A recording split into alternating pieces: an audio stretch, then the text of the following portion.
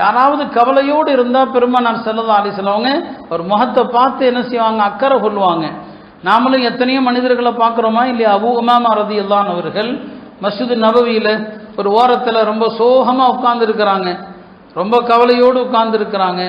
நபி ஸல்லல்லாஹு அலைஹி வஸல்லம் கேட்டாங்க, என்ன அபூ உமாமா, என்ன பிரச்சனை, ஏன் இவ்வளோ சோகம்? யா ரசூலல்லாஹ், கடன் ரொம்ப அதிகமாக இருக்குது, கடன் தொல்லையில் கஷ்டப்படுறேன்னு சொல்லி. அப்போ நபி ஸல்லல்லாஹு அலைஹி வஸல்லம் அவங்க இந்த துவா ஓதுங்க, அல்லாஹ் எல்லா கடனையும் சரியாக்கிடுவான்.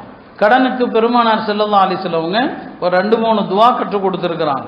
அதில் ஒரு துவா தான் இந்த துவா, அல்லாஹும்ம இன்னி அஊது பிக்க மினல் ஹம்மி வல் ஹஸன் வல் அஜ்ஸி வல் கஸல் வ அஊது பிக்க மினல் ஜுப்னி வல் புஹல் வ கலபத்தி தைனி வ கஹ்ரிர் ரிஜால். இந்த துவா ஓதுங்க, கடன்லாம் சரியாயிடும்.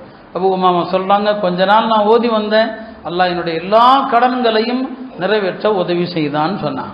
அப்போ நபி ஸல்லல்லாஹு அலைஹி வஸல்லம் அவங்க தோழர்களுடைய வாடிப்போன முகங்கள் இது எல்லாவற்றையும் பார்ப்பாங்க.